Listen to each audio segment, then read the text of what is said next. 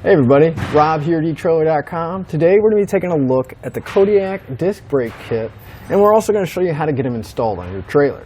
Now, a lot of people are switching from drums to disc brakes, and for a good reason. Let's face it, cars used to have drum brakes on them as the standard, and as time went on, we figured out that disc brakes are a lot better for performance and just more cost effective in the long run. They are going to give us better braking performance, especially on the highway at higher speeds, where drum brakes tend to start to fade and we don't get that consistent braking. But our disc brakes are going to give us that torque that we need and apply the brakes consistently and smoothly. Now here we got our old brake assembly.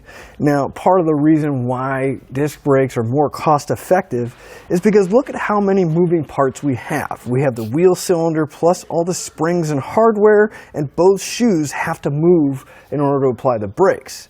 Whereas on our disc brakes, we really only have one moving component, and that's going to be the caliper.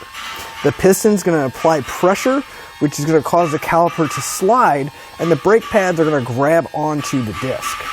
Our rotor and hub are one piece, so they're going to be integrated together, which definitely helps out with the installation. And they're going to be made out of cast iron, which definitely is great for those high heat applications, and it's really going to help out dissipate the heat while we're braking, and it definitely makes a really good surface for our brakes to apply and grab onto. Now the rotors are vented, which is definitely going to help out with heat dissipation. Shouldn't have to worry too much about brake fade. And brake fade is what happens when your brakes get too hot and they tend to not work as properly. But the vents are definitely going to dissipate that heat better and allow us to have plenty of stopping power and stop a lot quicker than drum brakes. Now the calipers themselves are going to be made out of a cast iron as well, which is nice because they're not going to be flexing like some of the aluminum ones. We don't have to worry about misalignment or anything like that, and they are self-adjusting. So once we get them in place, put our brake pads in, get everything set up, and all we have to do is just monitor the thickness of our brake pads. We don't have to get underneath there and adjust them like old style drum brakes or anything like that. Our caliper and brackets are going to have an e-coat finish on them. Now this is going to be really good for freshwater applications and definitely resisting that rust and corrosion from building up. However, if you are in an area where you have a lot of salt water, or your trailer is going to be where there's a lot of salt water, I definitely recommend the Kodiak version of disc brakes that has a Dacromat finish on it. It's going to be a lot more resistant to that salt water. Not saying that these can't be in salt water, but it is designed for limited use or no use with salt water. Now the brake pads are going to be an important factor in the braking performance and how it's going to stop. Now there's typically three different kinds of brake pads. There's organic, semi-metallic, and ceramic brake pads. Now our Kodiak kit has ceramic brake pads included, so they are going to have a really high performance stopping power and give us again that smooth braking action. Now if we get into some of the specifications of the brakes, so you can make sure that this is going to fit your trailer. First off, I do want to mention that a kit comes as a set for one axle. So we're going to get 2 rotors and hub assemblies, 2 calipers, 2 brackets, and 2 sets of pads. Now one thing to keep in mind is that the bearings and seals are not included with the brakes. However, the races are in place, which I think is probably one of the worst parts, is getting those races to seat in there properly. But all we'll need to do is pick up the bearings and the seal for the back side of the rotor here. Now the brake kit is designed for 7,000 pound axles with a number 42 spindle. Now you can see here we have an 8 on 6.5 inch bolt pattern, so you do want to double check your wheels and make sure that it'll fit, and it does include the studs already installed on the rotor, so we're not doing any extra work. Now these are 1/2 inch studs, so again you want to double check the lug nuts you have and make sure those will fit as well. Now the rotor is a pretty large diameter, which is going to help out again with that braking performance and with heat dissipation. It's a total of 13 inches in diameter, but we need to make sure that we have at least 16-inch size wheels or larger so that we can fit them over the rotor. Now again, this is going to be a complete brake assembly. However, in order for the brakes to be applied, we are going to need brake lines as well as a brake actuator. And the actuator needs to be able to go up to 1500 psi at a minimum. Now if you're upgrading from drum brakes and you already have hydraulic lines on there and you're just upgrading the brake assemblies, most likely you're still going to need an upgraded actuator because most actuators for drum brakes don't go up to 1500 psi. But overall, I really like this brake set. I would definitely recommend disc brakes pretty much on any trailer, especially a larger, heavier one, because it is going to give us that better braking performance.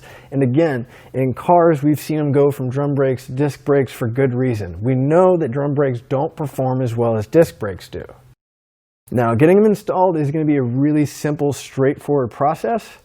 Simply just have to remove the old brake assembly, put the brackets in place, and then we can slide the rotor and everything else on. But just so you're sure and you're comfortable doing this at home, we can walk through the installation together and then again show you how to bleed all the brakes and make sure it's working properly. In fact, let's go ahead and put this one on together. To begin our installation, we want to remove the wheels. And then depending on if you have hydraulic or electric brakes, we want to disconnect whatever is powering the brakes. In our case, we have hydraulic brakes, so we want to pull that brake line off so we don't forget, and when we go to pull the brake assembly off, we don't want to be pulling on those hoses. So I have a line wrench here. We're going to come to the back side of the back side of the drums, and I'm going to loosen up the brake line. Be a little bit hard to see just because the frame and everything's right there, but I do recommend using a line wrench anytime you're working on brake lines, because you really don't want to damage the nut on there, and a line wrench is going to wrap around it a lot better than a box wrench. And I also suggest that you have some kind of pan underneath the brakes to catch all the fluid, because if you have brake fluid in your lines, you really don't want to make a mess. So we're just going to go ahead and loosen this up and take it off. Next, we'll go in and remove the cap here at the end. You usually just take a flat blade screwdriver, kind of tap around the edge. Once we get it in enough, we should be able to pry that out. Just kind of work your way around.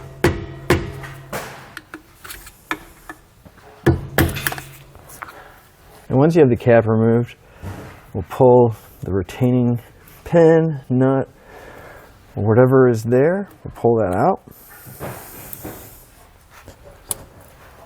Now this does get a little messy because of all the grease, so gloves and shop towels are going to be your best friend right now.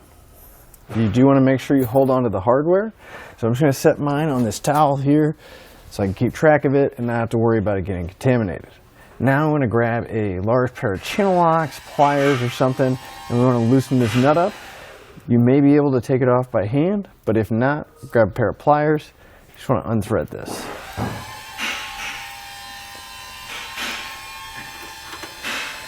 Now at this point we can grab the hub and just kind of pull back a little bit. That'll push that bearing out.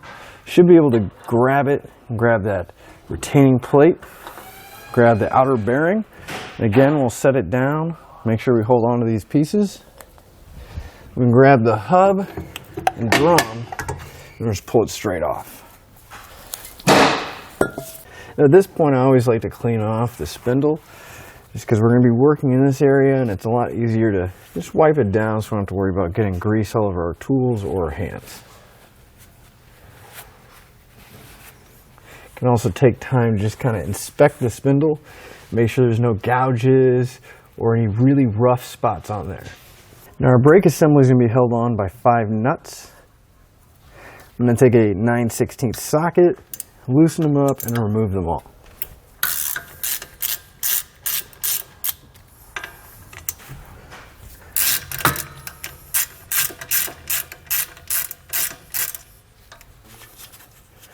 Once we have them all removed, we'll grab the brake assembly.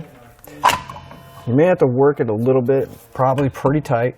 We'll go ahead and remove it, and we can set this aside for now. So now we want to grab the bracket out of our kit. Now we're on the right side of our trailer, so we want to make sure that the caliper is going to be at the 9 o'clock position or towards the back of the trailer. So the caliper is going to mount in this side of the opening. So we want to line up our bracket so that it goes again towards the back or towards the 9 o'clock position. And we're just going to reuse the nuts that we took off, bolt everything up. Just put them on there hand tight for now, and then we can come back, tighten and torque them down.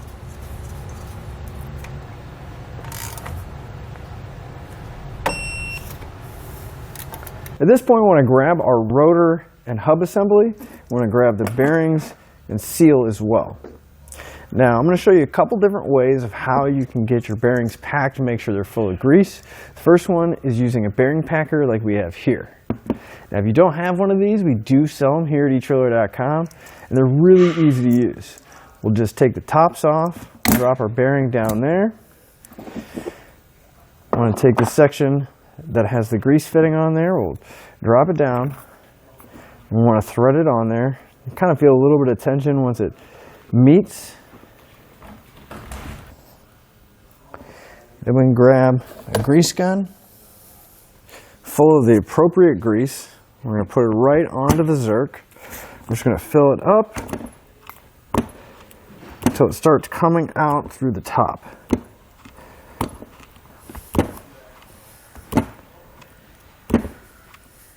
Now, I don't mean the top by the grease Zerk, I mean the top of the blue piece here. It should be coming around the edges, or you may see a little snake come up or a worm.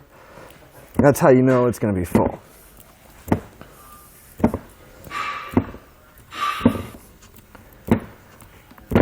You can see it's starting to come out the edges there.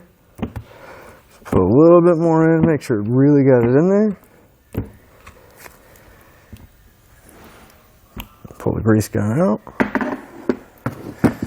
And unthread the top section.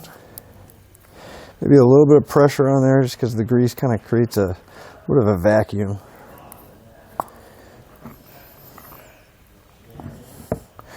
Once it's unthreaded, we can reach down, grab the bearing, and clearly we got plenty of grease on the outside. Let's take some of that excess off. Make sure it's got inside the bearing. Don't need that much excess. We're going to take our bearing, we'll come to the back side of the rotor. This is the inner bearing. We'll drop it down, make sure it's sitting nice and flush in there. Now the second way, if you don't have a bearing packer to pack your bearings, a lot of people are really tempted to just take some grease and start doing this. Well, that's okay, but we need to get the grease inside the bearing, not just so much on the outside. What I like to do is take a good amount of grease in my hand like this, again with gloves on, and I'm actually going to take the bearing kind of at an angle, and I'm going to scrape it and push the grease inside.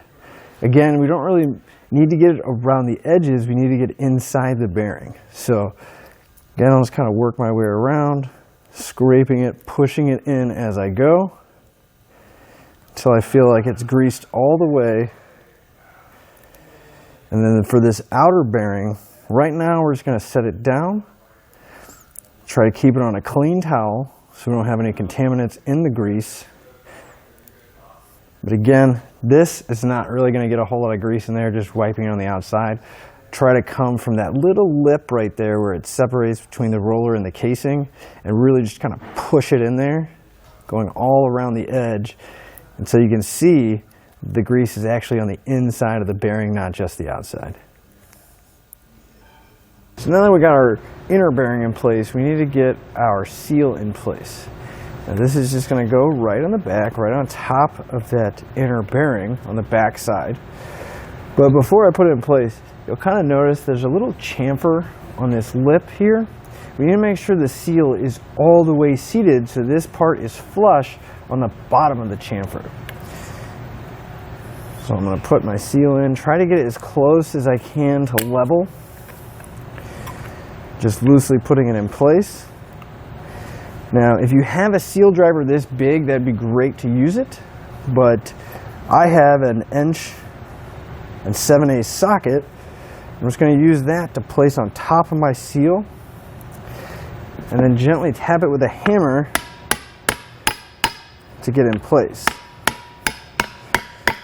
Kind of may have to move it around because you can see this section's going in, this section's still sticking up.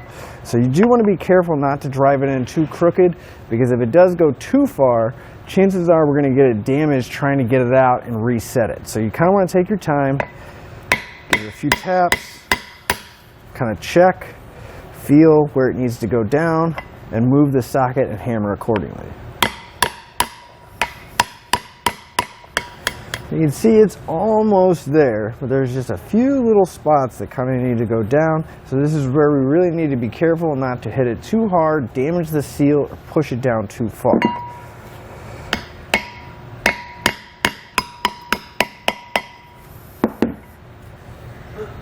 Now that the inner bearing and the seal's in place, we're going to go ahead and take our rotor and hub assembly and take it back over to our trailer and slide it onto the spindle. You want to make sure it's seated all the way. Now, you're probably going to get a few fingerprints, maybe even some grease on the surface of the rotor. What I like to do before we put everything in place, before we start messing with the caliper and the brake pads, is I'll take a rag and some brake clean, and I want to clean all the way around the friction surface, because we don't want any kind of oil, grease, or anything else getting on the surface or staying on there, because we need to have our surface and brake pads clean.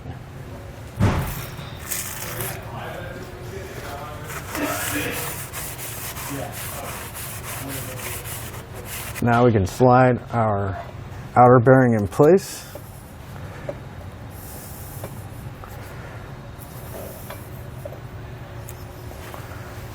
Again, just kind of try to keep that grease off of the surface material. Now we can go ahead and put all of our hardware back in place. Now I do suggest that you wipe off all the old grease from those parts. Make sure there's nothing that's going to contaminate the new grease, no metal shavings or any other kind of dirt, debris, or anything else in there, because we really don't want to have to take this back apart again. We'll line up the flat spot, slide the washer back in place, then we can put the nut in place, and then finally the keeper that goes on top of it. Now I like to tighten this nut up so it's pretty snug. I'm going to give the rotor a quick turn, both directions, loosen it up just a bit. I'll tighten it back up a little bit. I'm going to do the same thing, and that's just going to make sure that the bearings are set in the proper position. We don't want a whole lot of tension when we're turning, because we don't want the bearings to be crushed, but we need to have a little bit of tension here. Let's loosen it up, tighten it to where it's just snug, and now the rotor is going to spin freely and not bind up.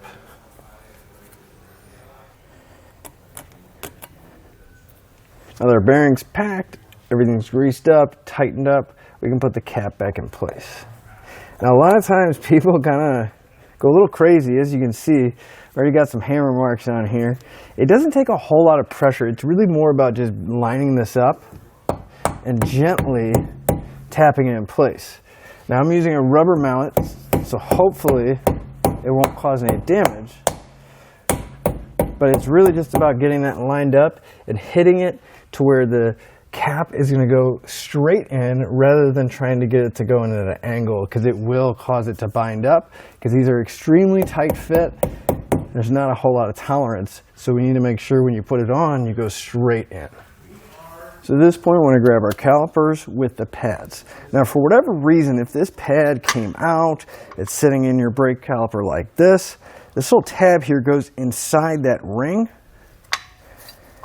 I'm just going to spread the pad to where you have plenty of room in between the two of them. Now you want to make sure that this section towards the back is facing towards the inside, and that this pad is facing towards the outside. So we're just going to slide it in between the caliper here. Once we get everything lined up, where the holes are, they're going to line up with the holes in the bracket. And we want to take the caliper guide bolts and get them started through those holes. And for now, it's all right if you can actually just tilt it out of the way a little bit to get that bottom one started. It's a little bit hard to see, kind of get things lined up. But we want to get at least one bolt started, so we don't have to worry about that caliper falling off. Now, depending on how close the frame is to the caliper bracket, you may need to remove it. Get the bolts about halfway started in the hole on the caliper itself. put it back in place, and get the bolt started, because we ran into an issue where we couldn't get the bolt in because it was too long because of the frame interfering. So we'll get it halfway in, get a few threads in by hand, and now we don't have to worry about the caliper falling off, and we also don't have to fight the frame. Now at this point I'm just going to snug them up. I'm using a 13mm ratcheting wrench. You can use a 1/2 inch or a 13. It is kind of limited on space here, so you may be able to get a short socket in there, but if not, a ratcheting wrench works just as well. And again, right now we're just tightening them up so they're snug. Then we'll come back and torque them down to the appropriate amount. Now at this point we're getting ready to hook up our brake lines. Now on our application, if you come back to the back here, we're pretty short to reaching the port on our caliper here, at least by a few inches, and that doesn't even leave any room for any kind of slack, any movement in the suspension. So we're going to be replacing our brake line with a little bit longer one, but you do want to make sure that it is going to fit all the fittings and kind of pick the right angle to go into the caliper here. So we're going to go ahead and pull this off and get everything hooked up, and then we can start bleeding our brakes. Now before we bleed the brakes, you do want to get all your brake assemblies in place. So we have a tandem axle trailer here, so we made sure that all 4 of the brake assemblies are in place, all the lines are hooked up, and we filled up our actuator. Now you do want to double check the owner's manual or the instructions of your actuator. Make sure that you bleed and fill this up properly. Now we can move underneath the trailer, and you want to go to the axle farthest away from the actuator and the wheel farthest away from the actuator and start there. Now it will definitely help if you have an extra set of hands with you. That way you can use your tow vehicle to apply the manual override on the brake controller, or you can use the brake pedal to apply the brakes. However you need to. It's just easier to have somebody up front applying the brakes while you're back bleeding the brakes. Another quick trick that I like to use is if you get a bottle and you get some kind of hose so that it's in the bottle and it's inside submerged in the fluid, you have another hose sticking out. This will make sure that we don't suck any air into the brake lines. So I'm going to take my hose, put it over the end of the bleeder, get my wrench ready, and we can signal for our second set of hands to start it. Break open the bleeder. When you see fluid to start to come out, we'll close it.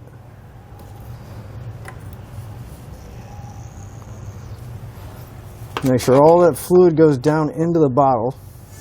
And as you're doing this, you do want to double check the actuator, or have your extra set of hands check the actuator and make sure that it's full and you're not running out of fluid. So right now they're going to go ahead and fill the actuator back up, and then we're going to continue to crack the bleeder open until we have a solid stream of brake fluid and there's no bubbles. Now we are getting a solid stream with no air bubbles in it, so again we want to keep double checking that actuator, making sure it's full every time we crack that bleeder open and apply the brakes. We're just going to move to the next brake assembly and continue to bleed all of them until we have them all done. Once you have all your disc brakes bled, you can go ahead and put the wheels and tires back in place and you're ready to hit the road. But again, I'm Rob here at etrailer.com, and that'll finish up your look and installation of the Kodiak Disc Brake Kit.